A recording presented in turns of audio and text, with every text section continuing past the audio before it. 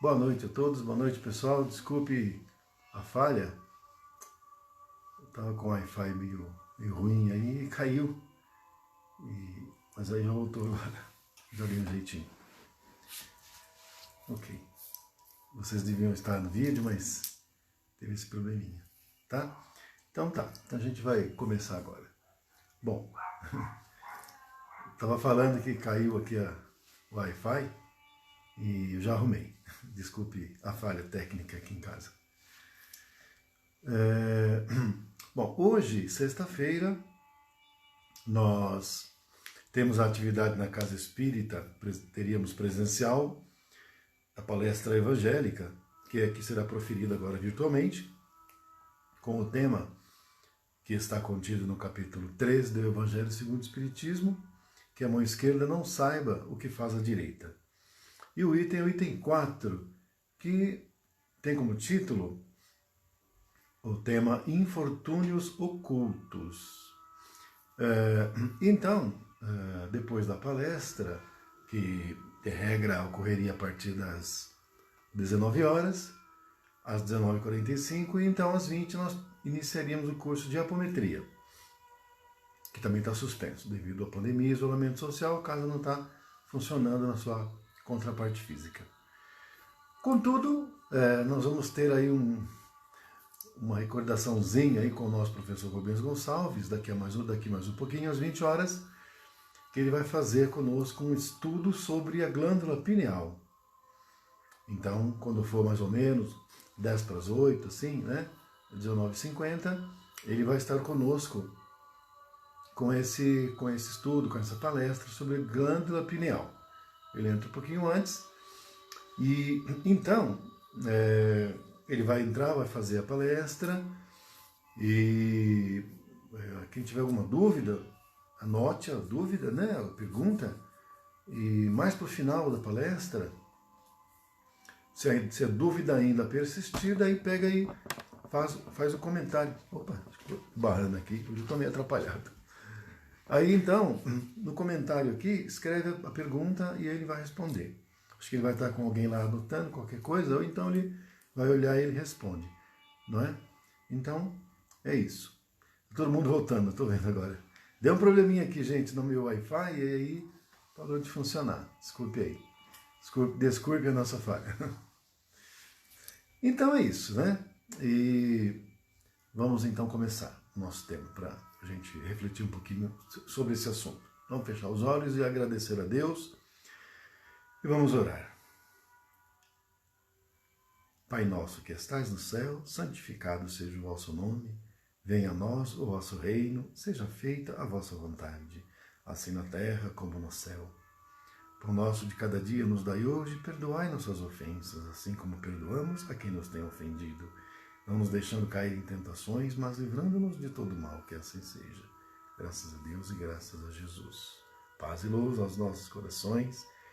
Que a luz de nosso Senhor, a paz de nosso Senhor Jesus Cristo, faça morada em nossos lares e em nossos corações. Graças a Deus.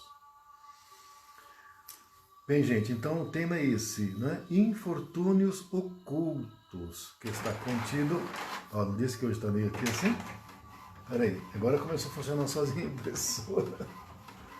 Ei, ai, ai. Pronto. Tirei. Hoje tá desse jeito aqui. Então, é no capítulo 13 que a mão esquerda não saiba o que faz a direita.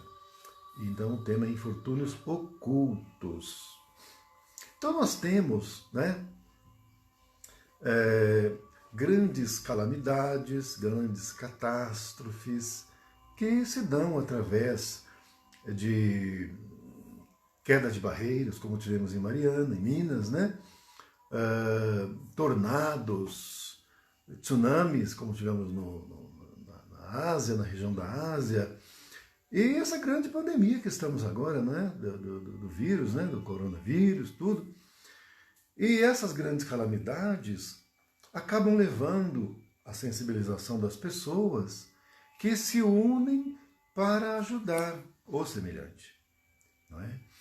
Em épocas também, por exemplo, de inverno, onde tem muitas pessoas que passam frio e tudo, as As pessoas se unem, se juntam, arrecadam um agasalho. Né? Lá em Mariana, quando teve aquela catástrofe, muitas pessoas de várias partes do Brasil lotaram de mantimentos, de roupas e levaram lá. Então as pessoas expressam, não é, o seu altruísmo, a bondade e ajudam, né, nessas circunstâncias, nessas situações.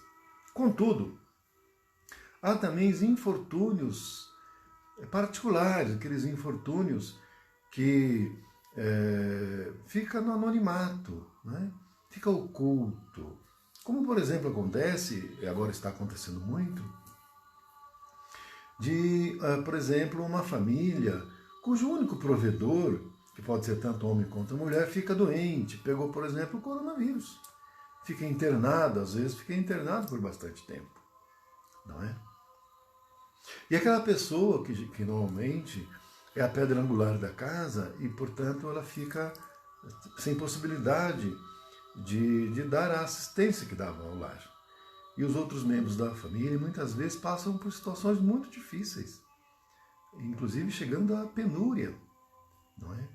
Então, nessas situações, acaba que ninguém fica sabendo, porque a pessoa não é como um pedinte que se apresenta, sai, pede, sai de casa em casa, vai na rua, vai no farol, ele pede, aí sensibiliza alguns corações que ajudam e tal. Não é nada disso.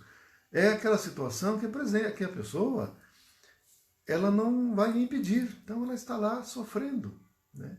E a lição que nós estamos agora tratando traz um exemplo de uma senhora cujo marido exatamente ficou doente, está internado, e ela tem que cuidar de várias crianças pequenas, né? E uma senhora da sociedade, mas de coração generosíssimo, ao tomar conhecimento, lá comparece com sua filha, adolescente, e ajuda. Não só essa senhora, como ajuda várias outras.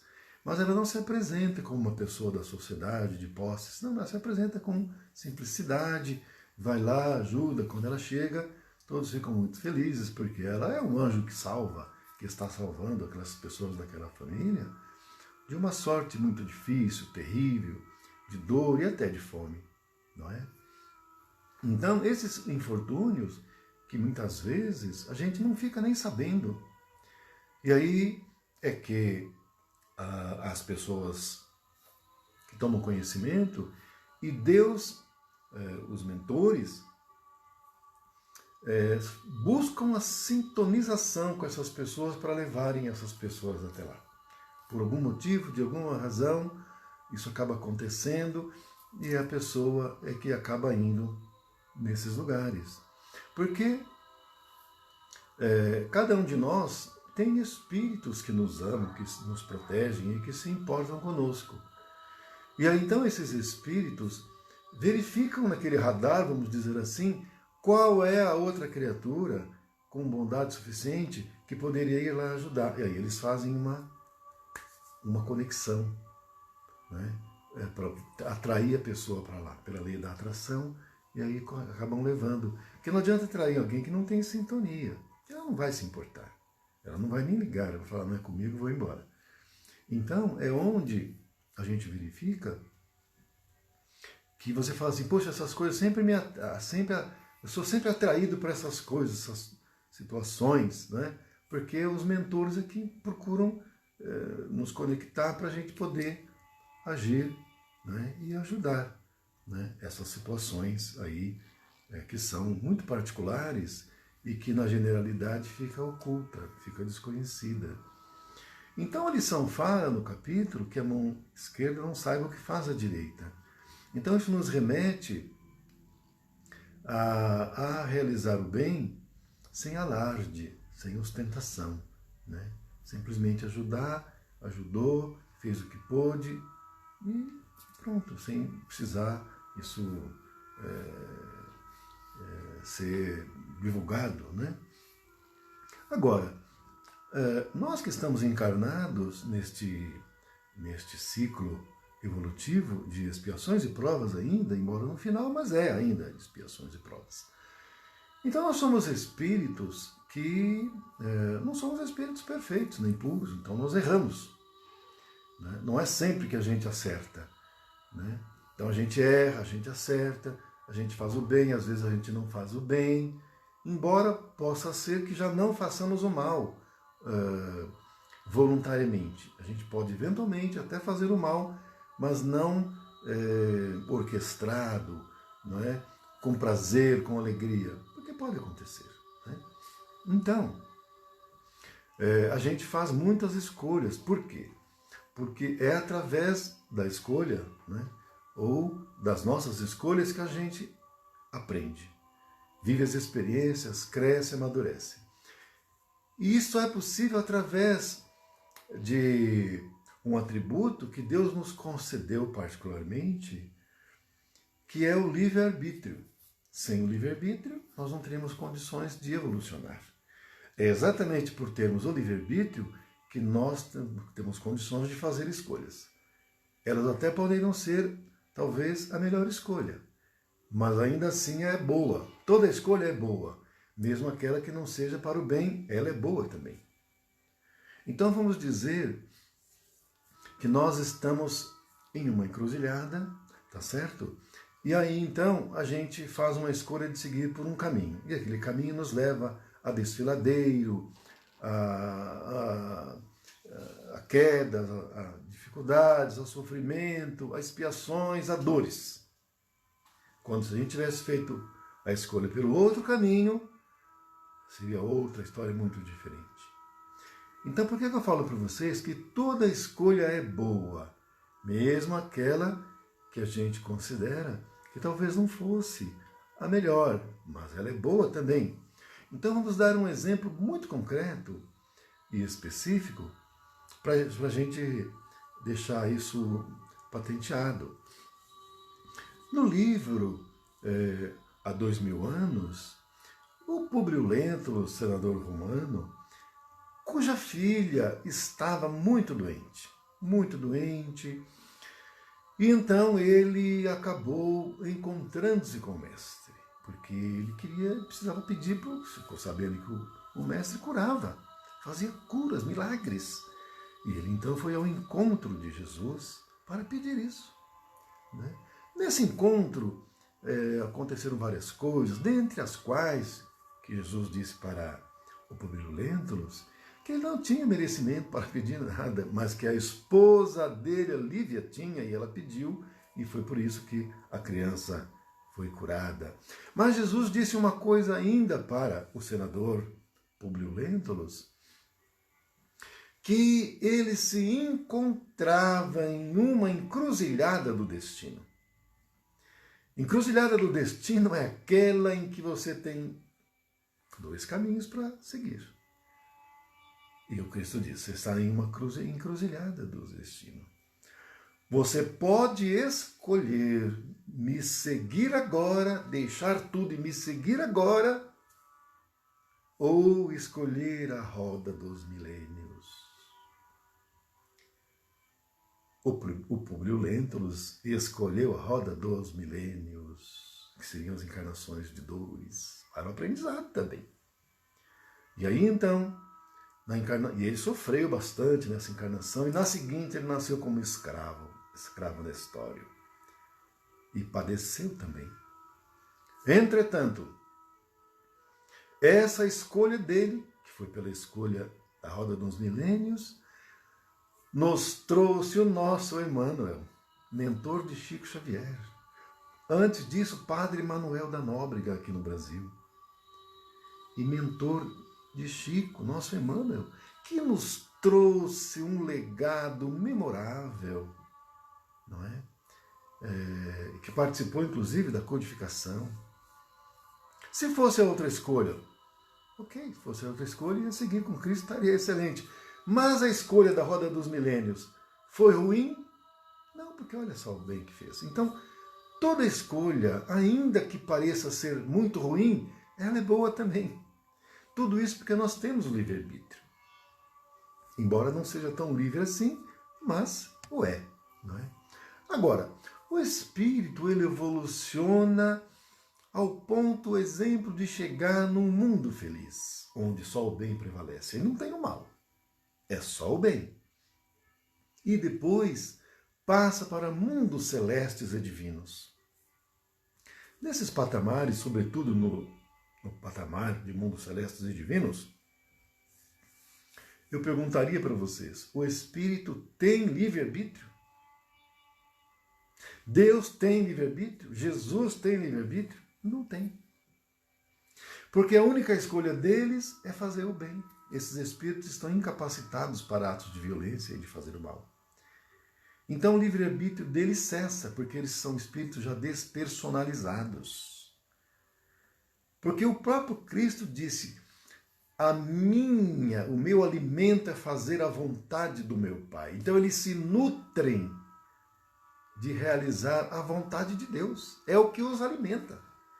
Então eles só fazem a vontade de Deus. A vontade de Deus é o quê? A lei do amor, é a prática do amor. Então eles não têm livre-arbítrio nesse sentido de praticar um ato errado, para o mal. É sempre o bem. Então é esse bem ou é esse bem, mas é o bem. Né? Então o livre-arbítrio não existe para esses espíritos puros e superiores. Mas cá para nós, a gente pode escolher ajudar ou não ajudar. Fazer o bem, não fazer nada, ou até fazer o mal. Nós podemos fazer essas escolhas. Mas todas as escolhas, no fim, levam a viver experiências, que essas experiências agregam ao espírito, que é a centelha divina, que é a mônada. Nós somos uma parcela da centelha que está encarnada e vivendo a experiência. E levando esse resultado final, depois que a gente desencarna, a gente vai continuar vivendo outras experiências, porque depois dessa nós vamos viver outras. E nós já vivemos outras anteriormente, e vamos viver muitas mais. Sobretudo agora que estamos num final de ciclo evolutivo, e esse ano um outro, que é o de mundo de regeneração. Aí serão outras experiências, mas nós vamos viver muitas experiências também. Né? Serão muitas provas. E serão provas duras, porque quando você passa do primeiro para o segundo ano, não fica mais difícil? Fica. As lições são mais difíceis, num grau maior, que vai ter mais exigência e mais provas. E isso é ruim? Não, isso é bom, porque faz parte do amadurecimento do espírito. Os erros que cometiam no primeiro ano não deverão ser mais cometidos. Poderão até, mas muito menos. Porque você já viveu a experiência. Então, como eu disse no início, você está numa encruzilhada do destino, aí você escolhe o caminho que te leva ao abismo. Quando você de novo for chegar nessa encruzilhada, você já não vai mais por esse caminho. Porque você viveu a experiência e viu que ali foi ruim. Puxa, dali foi doloroso, foi terrível, meu Deus, como eu sofri. Agora eu vou para cá. Daí a gente faz a outra escolha. Diferente. Mas viver aquela experiência não foi ruim, ela foi boa. Porque aquela escolha te levou a viver uma experiência. Né? Uma experiência que, como todas, elas são boas. Agora, o que acontece muitas vezes na encarnação é buscar fugir às experiências da matéria. O Cristo encarnou na matéria e ele não fugiu de experiência, não. Ele não ficou dentro de uma igreja, dentro de um monastério lá. Não ficou. Ele ficava no meio do povo. As pregações dele não eram no templo, eram nas praças, eram nos montes, para todos. Ele não fugia às pessoas de má vida, como se diz. O Chico é o maior exemplo para nós disso. Não é? O Bacelli, que tem vários livros já escritos, muitos deles sobre casos de Chico Xavier, contem um deles, que mais ou menos, lá em Uberaba, naquela época, o Chico mais ou menos uma vez por mês ele ia no prostíbulo. Eu não arregalo o olho não, gente. Ele ia no prostíbulo, eu vou explicar, tá? Ele ia no prostíbulo. Né? Lá naquela zona, lá no finalzinho da cidade, onde ninguém ia, então ele ia lá. E quando ele lá chegava, a dona do bordel fechava o bordel. E dizia para todos os clientes, agora a casa está fechada, vocês podem todos ir embora que nós não vamos trabalhar mais. Porque agora o Chico Xavier chegou e agora nós vamos para a reza, nós vamos rezar com o Chico Xavier. Era assim. Aí Chico entrava, todos o respeitavam. Embora alguns fregueses tinham que sair à força de lá, mas saíam. Não é? E as senhoras, né, que viviam naquele local com muita dificuldade, porque as mulheres que ingressavam nessa vida, elas ingressavam não porque queriam, porque elas eram abandonadas, naquela época era muito difícil, não é? A mulher que separava do marido, muitas vezes o pai não aceitava de volta, e ela não tinha emprego, muitas vezes não tinha estudo, se engravidava fora do casamento, era expulsa do lar, aí não tinha como se sustentar, ia para esses lugares. Né? Então vivia com muita dificuldade, o Chico ficava muito penalizado. E ele ia lá, quando ele ia, ele levava sempre uma ajuda. Inclusive de alimentos, porque algumas passavam até fome. Então o Chico levava alimento, levava algum dinheiro, mas sobretudo levava o conforto espiritual. Né? A consolação de uma vida futura melhor.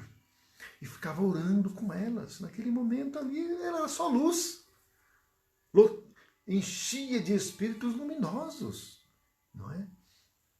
Então o Chico é um exemplo para nós de não fugir às vicissitudes alheias, aos infortúnios alheios, mas de ajudar, estender a mão.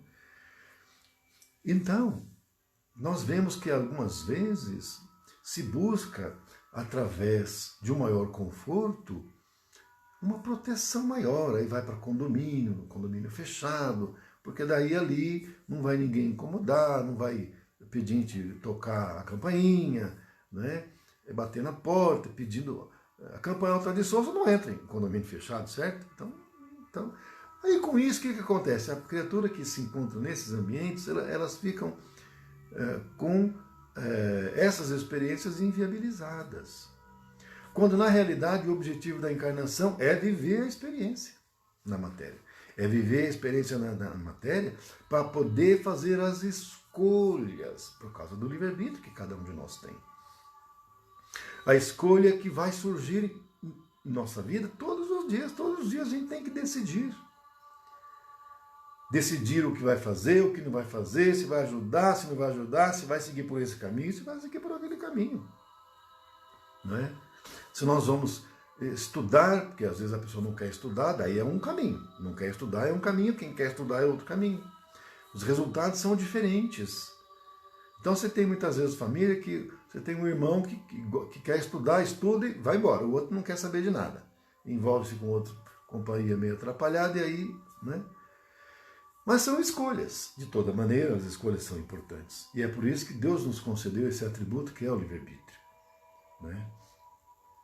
Mas nem todos nós estamos no mesmo nível evolutivo, na mesma condição.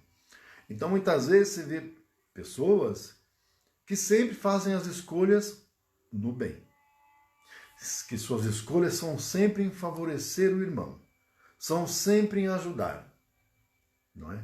Como nesse da lição, não é? Da senhora da sociedade, que saía às escondidas do seu palácio, né? da sua casa, né? que era como um palácio, levando inclusive a filha adolescente para ensiná-la. E quando a filha via a mãe praticando esses atos, ela incentivava a filha a realizá-los, mas inclusive dizia: filha, faça por você alguma coisa. Pegue uma roupinha de alguma criança e costure onde tiver rasgado, pregue um botão, faça por você. Pegue uma criança, dê um alimento que está ali, faz uma comidinha, né? Verifica o que ela tem, dá um consolo para ela, pega no colo, aí você está fazendo por você a caridade. Porque se você der o que eu tenho aqui, você está dando por mim, você não vai ter o mérito que você teria. Então essa mãe ensinava a filha, né, a verdadeira e pura e santa caridade. Mas quantas pessoas são como essa senhora, né, da lição que nós estamos estudando? São poucas. Porque essa mãe dessa história que estamos estudando já é um espírito iluminado. Um espírito já amadurecido, mais purificado, cujas escolhas são sempre o de servir. são sempre o de ajudar, são sempre no sentido da prática da lei do amor. Mas a maioria de nós ainda não é assim, né? Cada um de nós, eu falo por mim, né? A gente erra. Não é sempre que a gente acerta, não acerta mesmo, né? Às vezes você foge porque você vê que alguém vem na sua direção que vai pedir. Não é assim? É assim. Agora, quando o espírito está num grau de amadurecimento, isso não acontece. Então, cada um de nós, que estamos nesse mundo de expiações e provas, nós não estamos no mesmo nível de evolução. São níveis diversos. Então, nós encontramos, por exemplo, ainda, lá na Austrália, aborígenes. No Brasil, temos índios ainda. Né? Em um grau de evolução diferente de, por exemplo, um homem super civilizado, europeu, ou mesmo aqui do Brasil, com a espiritualidade já muito ampla, né? Com estudo, com um avanço muito maior. Então nós estamos todos no mesmo ciclo evolutivo, aprendendo. Né? Porque também tem espíritos do mundo primitivo que conseguem avançar mais rápido e vêm para o mundo de expiações e provas. Sai antes dos outros. Como também tem espíritos do mundo de expiações e provas que conseguem avançar mais rápido e já vão para outros mundos superiores. E nós continuamos aqui, porque a gente está naquela média. Né? Porque aqueles espíritos, por exemplo, que se encontravam do lado de Jesus, eles já estão aqui há muito tempo que não estão. O próprio Dr. Bezerra de Menezes, ele já era para estar em mundos superiores, ele que pediu e implorou para ficar aqui ainda para ajudar a gente. Porque o espírito, quando evolui muito, cresce, evolui, ele quer ajudar os outros. A alegria dele é ajudar os seus irmãos que ficaram para trás. Porque o espírito não se sente feliz deixando para trás os seus irmãos na retaguarda. Ele quer que todos subam junto, então ele prefere ficar. Como, por exemplo, agora já está acontecendo, e está no finalzinho de terminar aqui, esse ciclo evolutivo, que nós já estamos prestes a ir para o regenerativo, os espíritos que estão desencarnando, que não vão encarnar mais, já vão para outro lugar. Os espíritos mais iluminados vão querer ir lá para ajudar. Né? Porque o Chico disse que a partir do ano de 2000, né, que até 1999, encarnavam ainda espíritos com dívidas altas, né, perante a justiça divina. A partir de 2000, o Chico disse que parou de encarnar espíritos com dívidas altas. Encarnava, sim, ainda espíritos endividados, mas com débitos menores. Né? Possível ainda de saldar nesse finalzinho de ciclo evolutivo. Mas os que tinham grandes débitos já não encarnavam mais. Isso disse o Chico. E os mentores estão dizendo que a partir de 2025, já espíritos que têm débitos para expiar já não vão encarnar mais. Que daí só vão continuar encarnando os espíritos da nova geração, da nova era. Aqueles que no capítulo 18 do livro A Gênese, né, está lá na codificação de Kardec. Isso é escrito lá. Então, os espíritos que têm ainda algumas dívidas estão encarnando, mas agora menos também. E isso vai até 2025. A partir daí, os espíritos com dívidas perante a justiça divina, que não seria... Isso no geral, né? Porque, lógico que tem as exceções, mas eu digo assim, no geral, no grosso, assim, né? Então, daí já não encarna mais. Porque não tem como saldar, que não há mais tempo. A gente está num finalzinho para valer de ciclo evolutivo. Já para entrar no regenerativo. E no regenerativo não vai ter espaço para as expiações. Então, é por isso que para tudo tem um tempo. Né? Vamos dizer assim que a gente está no final do primeiro ano, já na segunda época, que seria aquele... Porque normalmente na escola, quando chega novembro, quem passou já passou. Quem é que fica em dezembro ainda na escola lá? Aqueles que não passaram, né? Que não conseguiram a nota e ainda ficam em dezembro ali, tentando, faz a segunda época, que chamava antigamente, não sei como é que chama agora, né? Que fazem mais aquela outra peneirada, aquela tentativa de ver se passa. E aí alguns, uma boa parte, ainda consegue passar.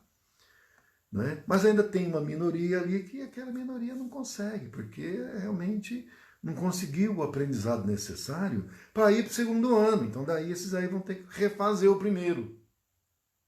Uma outra classe, né? Com outros que estão chegando agora do infantil lá, ou do mundo primitivo, no caso que a gente está falando aqui, não é? Então, é que esses infortúnios ocultos que a lição nos coloca, é que se apresenta para cada um de nós a oportunidade de ajudar ali no anonimato, né, sem aparecer. O Cristo, quando curava, ele mandava a pessoa ficar quietinha, não fala nada, não fala nada, vai. Não pedia para ficar falando para todo mundo, não pedia.